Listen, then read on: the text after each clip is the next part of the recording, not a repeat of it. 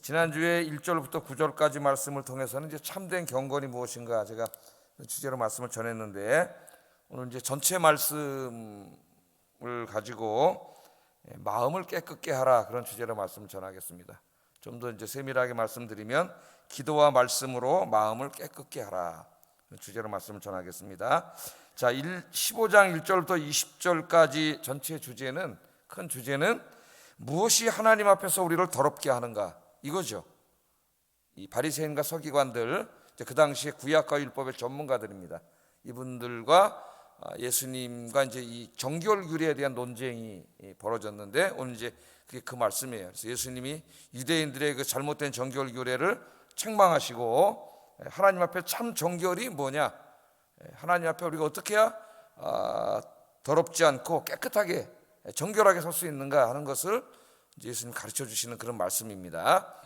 자, 전체 내용은 예수님께서 한참 사역을 하고 계실 때 예수님에 대한 소문을 듣고 이제 예루살렘에서 유대 종교 지도자들이 대표단을 파송을 했습니다. 예수님 계신 갈릴리 지역으로 파송을 해가지고, 도대체 이 사람이 누구냐, 우리가 소문을 들어봤더니 죽은 자도 살린다 그러고, 소경의 눈을 뜨게 하고 기모거리가 막 들리고, 말 못하는 사람이 말을 하고, 중풍병자가 일어나고, 귀신이 쫓겨나가고, 풍랑이 잔잔해지고, 오병이의 기적을 일으키고, 뭐 이 어마어마한 얘기들이 들리거든요. 이거 도대체 사람이 할 수 있는 일이 아니고, 그들이 생각엔 도저히 믿을 수 있는 일이 아니에요. 왜냐하면 자기네 유대교에서는 이런 일이 벌어지지 않고 있습니다. 그러니까 유대교는 죽은 종교예요. 말로는 하나님을 얘기하지만은 그 안에는 하나님의 어떠한 역사도 일어나지 않는 것이죠. 그래서 이제 율법의 전문가들인 바리새인들과 서기관들을 이제 보냈습니다. 예수님이 어떤 사람인가 알아보고. 그래서 이제 그 사람들이 왔죠. 와서 군중 속에 섞여가지고 예수님 설교도 듣고 쫓아다니면서 이제 누군가 하고 싹 이제 책 잡을 것만 보고 있는데, 어느 날 보니까 어떻게 하고 있어요? 예수님 제자들이 손을 안 씻고 이제 밥을 먹는 걸 보고, 그것을 책 잡아서 당신들이 하나님 앞에 어떻게 했다는 거예요? 거룩하지 못했다, 깨끗하지 못한 행동을 했다, 하나님 앞에 당신들이 죄를 졌다, 이렇게 이제 막 예수님 공방을 하는 거죠.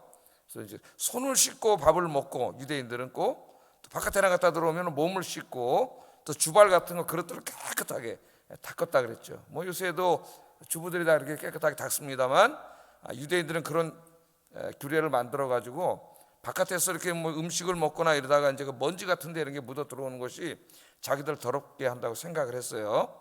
이제 그 그릇과 손을 씻는 것은 율법에 규정된 것은 아니라 그랬습니다. 그것은 제사장들이 하나님 앞에 제사 드리러 들어갈 때 그 이제 물두멍 앞에서 어떻게 해요? 손을 씻고 다리 깨끗하게 씻죠. 왜 그럴까요? 그 안에는 거룩하신 하나님 계시기 때문에. 그럼 손 씻는다고 깨끗해지나요? 손 씻는 건 하나의 상징적인 것이죠. 하나님 왜 씻으라 그랬어요? 그 앞에서 거룩하신 하나님의 죄진 상태로 들어가면 안 됩니다. 죽습니다. 그러니까 그 앞에서 손을 씻으면서 뭘 생각하는 거예요? 아차, 하나님 앞에 회개해야지. 그게 중요한 포인트거든요. 거기서 손을 씻는 게 중요한 포인트가 아니라 그냥 들어가면 안 되기 때문에 철저하게 자기를 깨끗게 하고 회개해야 깨끗해지는 거지, 손 씻는다고 무슨 깨끗해지겠어요? 위생적으로는 깨끗해지겠지만은 그게 어떻게 자기를 깨끗게 하겠습니까? 그 상징성이죠. 근데 유대인들은 이것을 확장시켜가지고 가정생활에까지 확장시켜서 모든 걸 씻고 먹으면 다 깨끗해진다, 이렇게 만들어 놓은 거예요. 자, 그래서 이제 지난 시간에는 거기서 유대인들의 그 전통이 하나님의 말씀을 어기는 경우가 많다 그러면서 예수님 고르반 얘기하면서 이제 책망을 하셨습니다. 오늘 그러면서 10절부터 말씀해 보면은 이 유대인들의 정결 규례를 단순히 손을 씻고 뭐 그릇을 씻고 이런 문제를 넘어서서 더 전체를 다루고 있어요. 그건 뭐냐, 먹는 문제, 음식 규례까지를, 그죠? 음식 규례까지를 이제 10절에 보면 다 이하에 다루고 있습니다. 이 말씀을 하시면서 예수님이 먼저 무슨 말씀을 하셨냐면은 10절에 보면 무리를 불러 이르시되 듣고 깨달으라.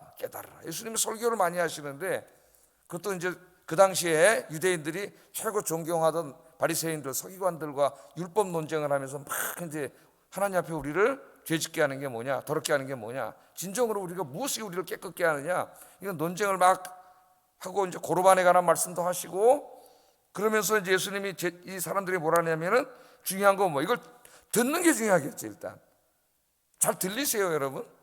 이 음향 장치는 잘 해놨는데, 잘 들린다는 말은 내가 여기 집중한다는 거죠. 집중하고 그 말씀이 싹싹싹 들어오는 거죠. 그게 들리는 거죠. 그래서 우선은 들어야 되고 그 다음에 듣는 말씀을 깨달아야 돼요.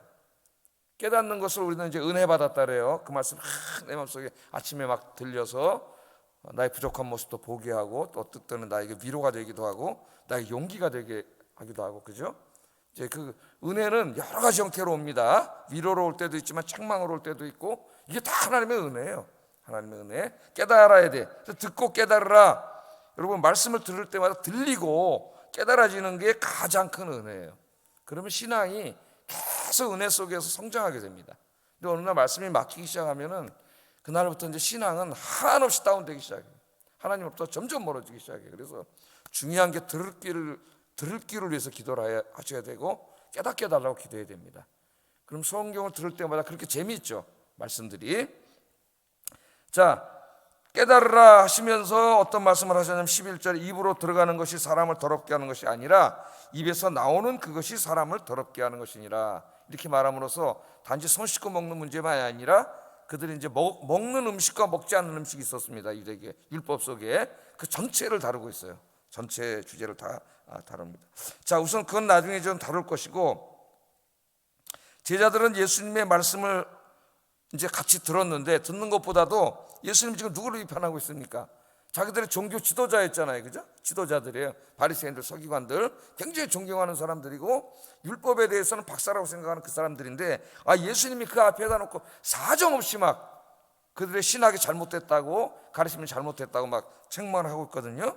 그러니까 예수님은 듣고 깨달으라고 말씀을 하시는데 이 제자들은 그 말씀보다 뭐가 겁이 났냐면 지금 이 종교 지도자한테 잘못 보일까 봐 이게 더 겁이 났던 것 같아요. 그 예수님 말씀 듣고 뭐라 하냐, 12절 한번 읽어보겠습니다. 12절 시작. 걸림돌이 된 줄 아시나이까? 그렇게 이제 물어보면 예수님이 눈치도 없이, 얘 지금 예루살렘에서 파송한, 어떻게 보면 산헤드린 공회에서 파송한 그 무서운 사람들이 와가지고 지금 율법을 어겼다고 뭐라 그러고 있는데 예수님은 눈치도 있는지 없는지 그냥 계속 비판을 하시잖아요. 씻는 문제만이 아니라 이제는 그 정결규례 전체인데 그 먹는 음식에 관한 규례는 율법에 주신 말씀이거든요. 근데 예수님이 막 얘기를 하시니까 그게 거의 걱정이 됐던 것 같습니다. 그래서 예수님께 뭐라는 거예요? 예수님, 이 말씀을 듣고 지금 바리새인들이 걸림돌이 되고 있는 거 모르세요? 그 말은 뭐냐면 이 말을 듣고 지금 굉장히 화가 나 있다는 거예요. 지금 눈치를 보고 있는 거예요, 제자들이. 저것을 어떡하려는지 그러면서 이제 좀 불안해진 것 같아요. 사람 눈치를 보고 있습니다. 자, 예수님이 뭐라 그랬어요? 그랬더니 더 강력하게 얘기합니다. 바리새인과 서기관들은 하나님께 속한 자가 아니라는, 하나님이 심은 나무가 아니라는 거예요, 비유로. 그렇기 때문에 하나님 심지 않은 건 다 뽑아버린다는 겁니다. 그러니까 그들이 열심히 구약을 가르쳤지만 저들은 하나님하고 상관없는 자들이라는 거예요. 그러니까 이제 말씀을 가르치는 자가 뜨끔하는 거죠. 하나님 말씀을 이렇게 엉터리로 가르치면은 그건 하나님 심은 나무가 아니라는, 뽑아버린다 그러고, 그 다음에 뭐라 그래요? 소경을 인도하면 둘 다 구덩이에 빠진다. 저자들은 진리에 대해서 소경인 자들, 저 따라가면 안 되는 자들, 그러니까 신경 쓰지 말라는 거예요. 그러면서 이 말씀 속에는 뭐가 담겼냐면 앞으로 이제 제자들이 예수님처럼 교회에 가서 또는 혹은 사람들에게 말씀을 가르쳐야 되는데 사람들 눈치 보면 안 된다는 거예요. 진리의 말씀을 증거할 때는 목숨을 걸고 하나님 앞에서 하는 거죠. 그러니까 마르틴 루터도 종교개혁 때 설교를 하면은 이 카톨릭의 신학을 공격하는 것이고, 그 당시 군주들이 대부분 카톨릭 교도였기 때문에 죽습니다, 잘못하면. 굉장히 무서운 거예요. 설교를 함부로 할 수가 없는 거예요. 그래서 마르틴 루터가 그런 말을 했지 않습니까? 내가 하나님 말씀을 전할 때 강단에서 내 신앙과 양심에 거리끼지 않는 한 나는 목숨을 걸고 설교를 한다 그랬어요. 사람의 눈치를 보면은 할 수가 없는 거예요. 사도 바울도 내가 사람을 기쁘게 하랴 하나님을 기쁘게 하랴, 내가 사람을 기쁘게 하였다면 하나님의 종이 아니라는. 바울이 설교를 하면서 유대인들을 비판할 때 돌멩이들을 때려 죽이려는 그 사람들 앞에서도 다한데 있는 대로 하나님 말씀 그대로 전하지 못하면 그 사람은 하나님이 보낸 자가 아니에요. 이 바리새인하고 똑같은 자들이에요. 다 뽑아버려야 되는 자들이죠. 그러니까 하나님 말씀을 전할 때는 진리, 이것이 정말 진리인가 아닌가를 열심히 연구해서 내가 하나님 말씀 왜곡하는 거 아닌가, 그렇게 해서 그 확실히 됐다면 과감하게 선포를 해야지 사람을 눈치 보면 안 되는 거죠. 이제 예수님이 그 말씀을 하십니다. 그들은 하나님이 처분할 거예요. 그러니까 신경 쓰지 말라는 게 그런 거. 그렇게만 간단하게 얘기를 하시고 이제 제자들을 쳐다보니까 베드로가 그때서야 안심이 됐는지 15절 예수님께 이렇게 말해요. 15절 읽어보겠습니다. 시작. 그러니까 이제 베드로가 이 비유를 깨닫지 못한 것 같아요. 깨달으라 했으면 그랬는데 깨닫지를 못해. 이 비유를 좀 설명해 주세요. 그러니까 어떤 때는 깨닫고 또 어떤 때는 못 깨닫고, 예수님이 또 너희가 이제는 깨닫느냐? 예, 깨달았습니다. 그렇게 했는데 어떤 때는 또 사람들 없을 때 와서 이게 무슨 뜻이죠? 그걸 또 물어보는 거예요. 하여튼 모르면 물어보는 게 좋습니다. 모르는데 아는 척하고 있으면 생전 모르는 거죠. 물어봤어요. 그랬더니 예수님 깨닫지 못하는 걸 보고 참 안타까워하십니다. 오늘 말씀에 이렇게 깨달음이 없느냐 그러잖아요. 이렇게 깨닫지 못하느냐 하나님 말씀을. 이 말씀을 깨닫게 하는 것은 성령님이, 이제 우리는 성령님을 보내주셔서 성령님이 조명해 주신다 그러잖아요. 그죠? 우리의 이 어두워진 총명을 성령님이 싹 밝게 해줄 때 말씀을 깨달아지고 성경 말씀이 막 읽어지는 거죠. 보기만 하면 졸리던 말씀은 왜 그래요? 마귀가 싹 못 읽게 해놨는데 우리가 기도하면 성령님이 내 총명을 깨끗하게 해줘요. 총명하게 해주시기 때문에 그날부터 성경에 보면은 마귀가 희끗하게 해놨던 것들이 다 깨끗하게 지워지면서 어느 날부터 막 성경이 너무 꿀과 같아가지고, 그죠? 여러분도 뭐 다 경험 있으시잖아요. 지금도 그러고 있는 줄로 믿습니다. 신앙은 역사가 되면 안 된다 그랬어요. 주의 은혜는 아침마다 새로워야 됩니다. 아침마다 매일매일. 성경이 막 꿀 마시고 설교 들을 때마다 꿀 마신 거죠. 자, 아직도 깨닫지 못하느냐? 그러면서 예수님이 듣고 깨달아라, 그렇게 말씀을 합니다. 그래서 오늘 이제 첫 번째 우리가 하나 기도해야 될 제목은 늘 말씀이 들리게 하시고 그 말씀이 깨달아지게 해주세요. 이게 제일 중요해요. 신앙생활에 사실은 들려야지. 일단 자꾸 딴 생각 나고 들리지도 않고 듣고 있는데 뭐 한두 마디 듣다 또 딴 생각하다, 이게 이렇게 되면은 이거는 습관이 됩니다. 마귀는 금방 습관화시켜요. 생전 못 들어요. 들리지 않아요. 이거 엄청 기도해야 돼. 이건 정말 금식하면서도 바로잡지 않으면 쉽지 않습니다. 한번 말씀을 들을 때 딴 생각한 게 습관이 되면 계속 듣지 못해요.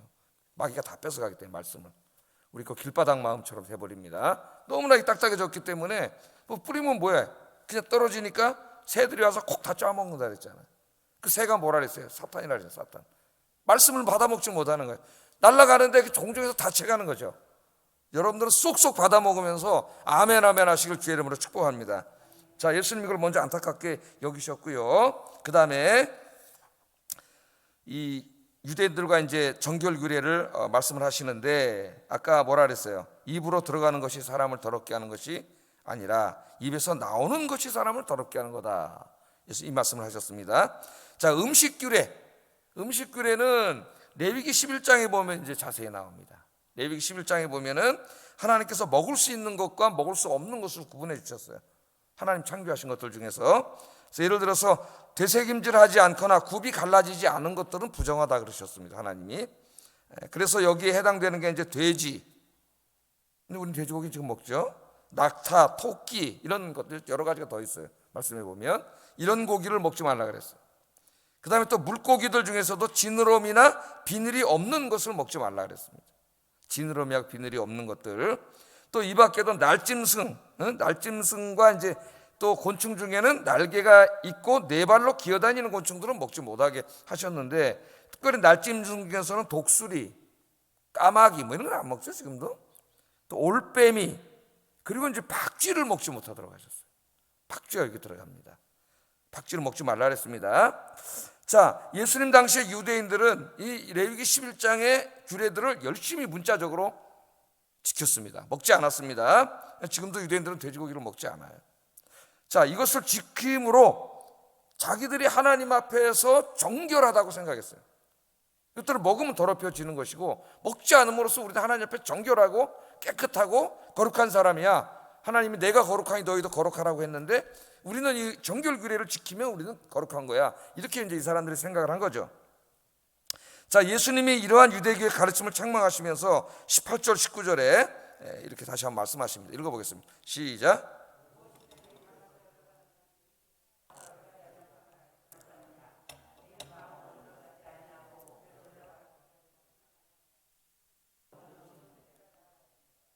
어떻게 보면은 이거 구약 레위기 11장 하나님이 주신 말씀인데 예수님이 바로 그 말씀을 주신 분이잖아요. 이분이 하나님이세요. 예수님이. 하나님이 이 말씀을 주신 분인데 지금 와서는 어떻게 보면 이 말씀을 또 부정하시는잖아요. 그죠?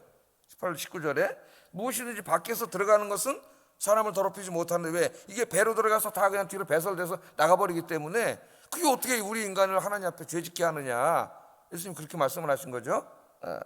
자, 그래서 그럼 예수님이 11장 레위기 11장에 정결규를 주신 분이 예수님이신데 오늘 이제 직접 인간의 몸을 입고 오셔가지고는 이제 그것을 부정을 하세요. 그럼 우리가 한번 좀 생각을 해볼 필요가 있습니다. 왜 하나님께서 이것들을 먹지 못하게 하셨는가? 이거 신학적으로 논쟁이 돼요. 크게 한 4가지 정도 해석이 있습니다. 뭐 다 다르지는 않겠고 한 2가지 정도만 좀 생각해 보겠는데, 첫째는 여기에 나와서 하나님이 금하신 것들 대부분이 그 가나안의 이방 종교들, 이교 종교들의 이 제의에 제사에 드려지던 것들이라 그래요. 그렇게 해석하는 사람들이 있습니다. 구약학자들 중에. 그래서 이 종교적이고 문화적인 이유 때문에 하나님이 먹지 말라 그런 거죠. 그러니까 대표적인 게 돼지고기죠. 그래서 성경에는 돼지고기가 상당히 많이 나오죠. 하나님께서 가나안 종교에서 제물로 드려 대표적인 것 중에 하나가 돼지고기. 돼지고기를 먹지 말라는 것이, 돼지고기 먹는 그 자체가 우리를 하나님 앞에 무슨 죄짓게 하고 더럽히는 게 아니라 그게 가나안 종교에서 주로 쓰던 그런 동물이었기 때문에, 그죠? 그 가나안 종교 문화에 동화되지 못하게 하시려고 아예 그냥 그걸 쳐다보지도 못하게 하신 거예요. 그러니까 악은 그 모양이라도 뭐라 그랬어요? 모양이라도 버리라 그랬죠. 돼지고기 자체가 문제가 아니라 가나안 종교에서 쓰던 것들이기 때문에 가나안 종교와 문화에 동화되지 않고 아예 그냥 쳐다보지도 않고 그냥 죄는 멀리하게 하기 위해서, 가나안 종교에서 제사 때 드려졌던 것들을 아예 그냥 하나님의 백성들에게는 금하게 한 거예요. 그럼 여기에 포인트가 뭐예요? 핵심이 이것들을 먹느냐 안 먹느냐가 아니라 먹지 말라고 하신 그 핵심 이유가 뭐예요? 본질이 있는 거죠. 이게 무슨 하나님 앞에 우리를 죄짓게 하겠어요? 그건 뭐예요? 가나안 종교와 문화에 동화되지 말라. 이게 핵심이에요. 이게 핵심. 근데 예수님 시대 사람들은 이 고기는 안 먹었지만은 돈을 사랑하고 그 만모니즘에 빠져서 돈이 우상이 되고 가나안 땅에 살고 있는 예수님 시대의 그 팔레스타인 사람들, 주변 사람들의 온갖 죄악을 다 끌어들여 음란과 폭력을 사랑하고, 바리새인들은 예수님께 책망받아요. 돈을 사랑하는 자들이라고. 겉으로는 거룩한 척했지만 돈이 하나님인 자들이에요. 그렇게 살았어요. 그게 무슨 의미가 있겠어요? 돈 같은 걸 우상화하지 말라고 예수님께서 이 말씀을 주신 건데, 하나님이 이것만 문자적으로 안 먹으면 뭐 하겠냐고. 자, 또 한 가지는 이제 위생적인 이유가 있다고 생각하는 학자들이 있습니다. 위생적인 이유가, 하나님께서 이 모든 것들을 금하신 것은 그 당시에 그 팔레스틴 그 지역의 기후 속에서 여기에 하나님이 금하신 음식들을 먹으면 이게 위생적인 문제를 일으키기 때문에 하나님이 먹지 말라고 주장하는 사람들이 있어요. 그러니까 이제 인과관계는 다 밝혀내지 못했지만 알지 못하는 우리 몸에 해를 끼치는 그런 위생적인 문제가 발생할 수 있다고 생각을 하는 거죠. 그래서 제가 그런 관점에서 읽다 보니까 여기 박쥐가 있더라고, 박쥐가. 성경은 계속 읽었지만 코로나 사태를 당한 상태에서 읽으니까 깜짝 놀랐어요. 하나님 박쥐를 먹지 말라 그랬네? 아니, 위생적인 문제 있었다면 그동안 고기를 먹는다고 무슨 그게 우리에게 위생적으로 문제가 되나? 과학적으로 밝히지 못했지만은 이제 우리가 최근에 알게 된 거죠. 뭐가 있어요? 코로나19 바이러스가 있잖아. 박쥐 안에 바이러스가 굉장히 많아요. 그래서 이게 위생적으로 해석을 했을 때 참 흥미롭습니다. 하나님 박쥐를 먹지 말라 그랬는데 그 박쥐는 왜 먹어가지고 이게 지금 온 세계가 지금 이 모양이 됐지 않습니까? 종교적인 의미가 아니라, 그래서 종교적인 의미에서는 이제 예수님이 오셨죠. 우리를 정결케 하시는 분이 누구예요? 이제 신약 시대에는 이건 상징적인 것뿐이고 예수님이시잖아요. 우리를 정결케 하는 분이 예수님이고, 그래서 예수님이 오셔서 구약에서 부정하다고 금지한 시체를 만지세요. 예수님은 만지면 안 되거든요. 원래가 그 율법에 금했는데 그것도 예수님이 주신 말씀이잖아요. 예수님 만져요. 그냥 만지면 시체가 살아나요. 할렐루야. 혈류병 만지지 말라 그랬어요. 구약에서 부정하다고. 그 말씀을 하신 분이 예수님인데 오셔서 혈류병 여인을 만져요. 그럼 어떻게 돼요? 혈류병이 나와버려요. 예수님이 만짐으로 부정한 것들이 다 깨끗해지고 죽은 게 살아나고, 할렐루야. 이 말씀을 주신 분이 오신 거예요. 그래서 이제 더 이상 이런 규례가 필요 없다 그랬죠. 사도행전 10장에 베드로가 나 이런 거 안 먹는다 그랬더니 내가 정결하게 하다는 걸 네가 부정하다고 하느냐. 그래서 종교적인 의미에서의 이제 이런 모든 음식법은 다 폐지가 됐어요. 이런 건 아니에요. 근데 위생적인 문제는 남아있을 수가 있겠죠. 위생적인 것으로 준 것들은 우리 몸에 안 좋으니까 종교적인 의미에서는 다 폐지가 된 것들입니다. 자, 하여튼 중요한 건 뭐냐면은 이런 규례를 주신 그 근본 이유가 우상을 멀리하고 이방인들이 짓는 죄를 멀리하게 하기 위해서 그들이 종교와 문화 속에 주로 사용하던 것들은 아예 쳐다보지도 못하게 하신 거예요. 거기에 포인트가 있는 건데 그 본질과 핵심은 절로 쳐버리고 죄는 똑같이 다 짓고 우상 숭배는 다 하면서 그 고기만 안 먹는 거예요. 그런 거 아무 소용이 없잖아요. 그래놓고 자기들이 하나님 앞에 깨끗하고 정결하고 거룩한 백성이라고 여기면서 손 씻지 않고 먹는 예수님과 그 제자들을 막 책망을 하는 거예요. 여러분, 예수님 뭘 가르치셨어요? 너희 도덕적인 의의가 저 바리새인과 서기관보다 높지 않으면 하나님 나라에 들어가지 못한다고 가르친 분이에요.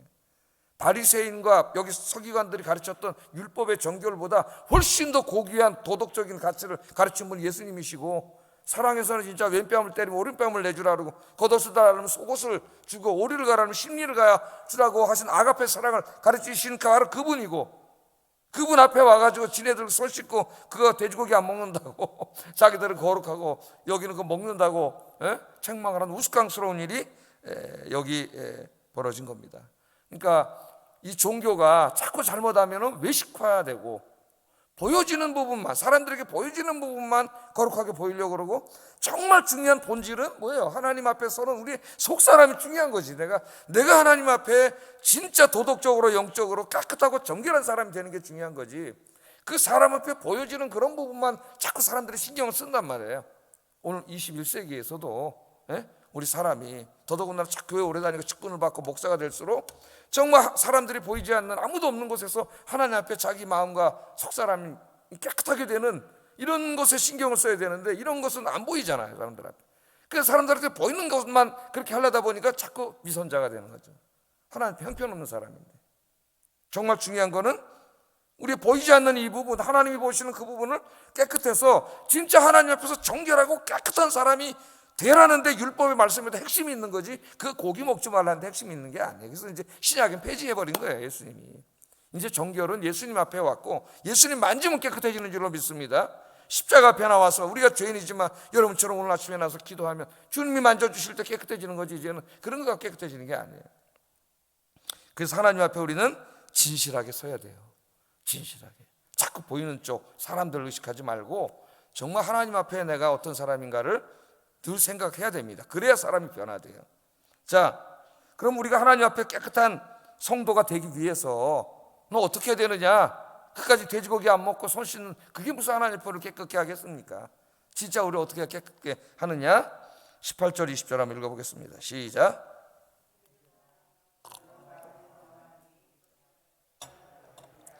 마음에서 나오는 것은 악한 생각과 살인과 간음과 음란과 도둑질과 거짓 증언과 비방이니 이런 것들이 사람을 더럽게 하는 것이요 씻지 않는 손으로 먹는 것은 사람을 더럽게 하지 못하느니라.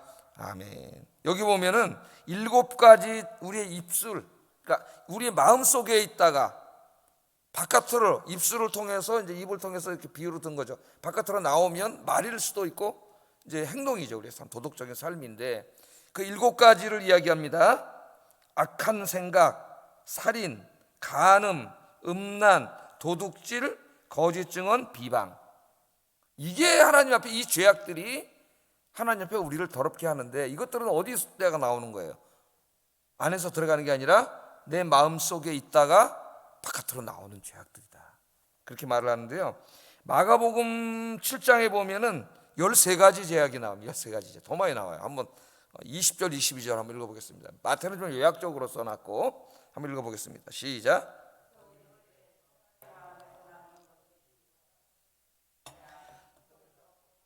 마음에서 나오는 것은 악한 생각, 곧 음란과 도둑질과 살인과 간음, 탐욕, 악독, 속임, 음탕과 질투와 비방과 교만과 우매함이니 이 모든 악한 것이 다 속에서 나와서 사람을 더럽게 하느니라니까. 이게 어디 있던 거예요? 다 우리의 마음속에 있는 거잖아요. 원래 마음속에.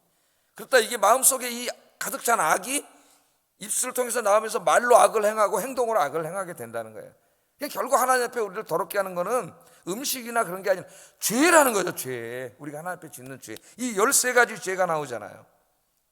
악한 생각을 하나의 주제로 놓는다면 12가지 죄일 수도 있습니다. 악한 생각, 즉 음란, 이렇게 해석을 하면 12가지고 악한 생각까지 집어넣으면 13가지. 아까 마태복음은 악한 생각까지 넣으면 7가지고 악한 생각, 즉 이렇게 해석하면 6가지.